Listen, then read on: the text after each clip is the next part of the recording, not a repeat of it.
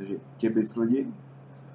Dneska si budeme povídat o síle stisku, úchopu, protože jsem si všiml, že to je poměrně šířený problém v posilovnách, jo? Že spousta lidí nadává na to, že má slabý úchop. Jo? Tak vzhledem k tomu, že jakoby jsem silový sportovec, dal by se říct i strongman, tak trošku do toho vidím a rozhodl jsem se přispět svůj trošku do mlýna. Tak, co je podle mého největší problém při síle předlohy je to, že lidi nadměrně používají trhačky a háky. Já jsem třeba používal jsem háky během cvičení, když jsem je utrhl.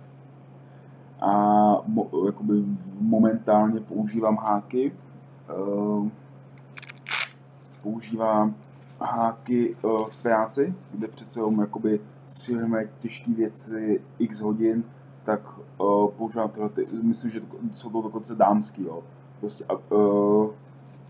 používám ty háky, abych si neobložil to předloktí na trénink, jo. V tréninku je nikdy nepoužívám, protože přece jenom jakoby strongman je o tomto jakoby udržet v rukou, jo.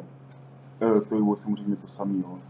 Že podle mě nesmysl, pokud je člověk, který bojář, tak cvičit s trhačkami nebo s hákama. Budeme jakoby ten normální trénink, samozřejmě, jako, když se budu dávat mrtvý tak na 20 opakování, tak je jasný, že mi dřív odejde to předloktí než ty záda, jo, protože to daleko menší sval. Tak, no tak nějak jsme analyzovali problém a jakoby teď jak se s tím vyrovnat. Nebo jak tomu pomoct, aby jsme se toho problému zbavili. Tak, myslím si, že nejlepší bude eliminovat úplně tyhle ty cvičení pomůcky z tréninku. Až, jak jsem říkal, na nějaký třeba ty extrémní série, jo, pro normálního člověka to je třeba 20 a víc opakování, můžou se třeba k něčemu hodit. Nevím, k čemu by se hodili, ale to třeba na napumpování za plácnem to. Nebo pro mě, jakožto trojbojaře, který se vytrvali jakože vůbec, to je asi tak na 12 opakování, to je něco příšerného, to ani nejezdím radši. Tak, jak bych to, tak jednak eliminací prostě těch blbostí, když to řeknu z tréninku. Dále axel, to je taková ta tlustá osa. Tlustá osa, která je asi zhruba tlustá jako 4-litrová pixla od Coca-Coly. Asi tak nějak bych to popsal. A nutí vám to jako víc zapojit to předloktí. Někdy jsem se setkal s názorem, že, jakoby, že člověk nemůže používat axel, protože má malý prsty, nebo no, jakoby podle mě je to hloupost, jo. Já mám třeba prsty jako vídeňský párky, jo. Dokonce jsem se setkal s názorem, že mám jeden pes jako některý kluci P, jo. Tak to. A já ty akce ani já celé neobejmu, já ho mám takhle a jakoby přesto to udržím, takže si nemyslím, že tohle je problém. Jasně, je tady věc, že axel zase není tak častý vybavení posiloven, jo. Přesně jsme Čechy jsou taková rozvojová země a nemáme jakoby ty posilovny tak vybavení, jako mají naši soudruzi v Americe. Tak třeba axel můžete vyřešit tak, že se seženete rušník, že si umotáte kolem standardní osy, nebo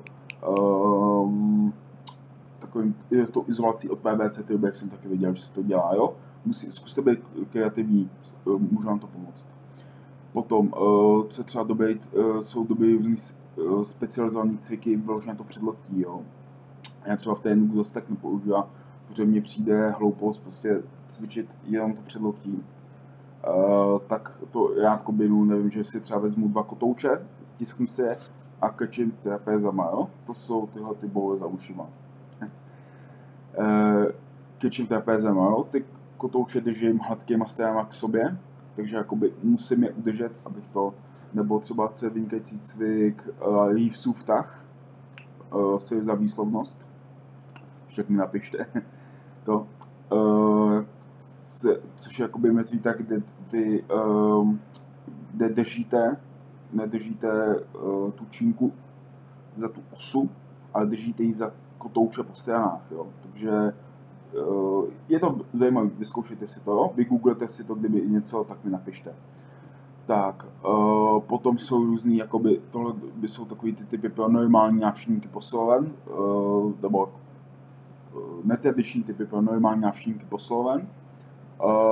Pak tam máme různé, dejme tomu, farmářskou chůzi, farmářské držení, jo, nebo držení těžké váhy formou, třeba ve formě dotahu, jo.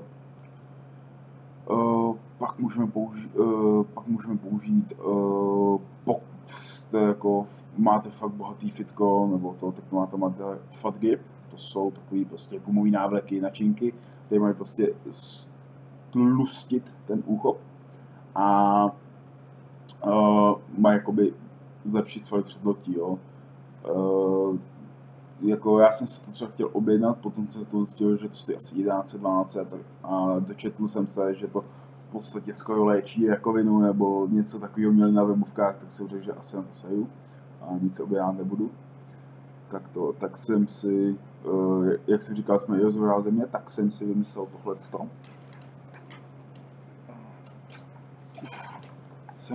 Sám jsem si pevničinky, no, to je hlavně, když tak pevničinka, s kterou jsem cvičil, má to asi 17-20 kg, tak jsem jakoby na ní chtěl demonstrovat, co jsem si vymyslel. Vzal jsem si na mé bandáž